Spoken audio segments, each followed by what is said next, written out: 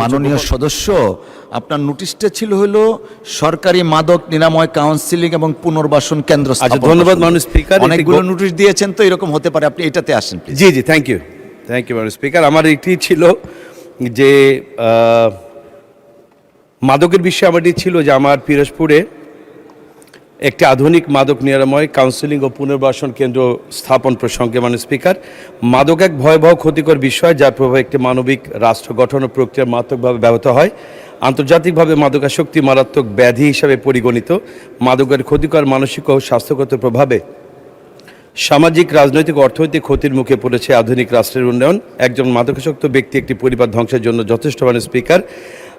আমাদের দেশে চিকিৎসার আওতায় নেই মাদকাসক্তের মধ্যে প্রায় 99% মাদকাসক্ত ব্যক্তি। সরকারি বেসরকারি উদ্যোগে মিলে মোট মাদকাসক্তের 1%-এরও কম ব্যক্তিকে আনা সম্ভব হয়েছে চিকিৎসার আওতায়। সারা দেশে বিপুল সংখ্যক তরুণ ও যুবক এই দুরারোগ্য আসক্তিতে শিকার। কিন্তু মাদকাসক্তির চিকিৎসা নিরাময়ের জন্য সরকারি প্রতিষ্ঠান আছে মাত্র 4টি। এছাড়া বেসরকারি নিরাময় কেন্দ্রের সংখ্যা প্রায় 355টি। মাদকাসক্তের সংখ্যা নিয়মিত বাড়ায় চিকিৎসার সুযোগ সুবিধা আরও জরুরি হয়ে পড়েছে মাননীয় স্পিকার।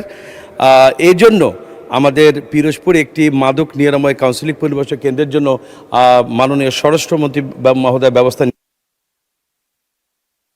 ধন্যবাদ মাননীয় সদস্য।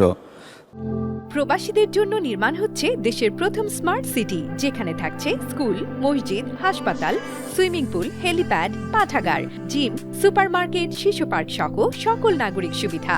মাত্র 30 লাখ টাকা বিনিয়োগে মিলছে আকর্ষণীয় ফ্ল্যাট। প্লাটিনাম ইনভেস্টরদের জন্য ঢাকা বিমানবন্দরে ভিআইপি প্রোটোকল সুবিধা।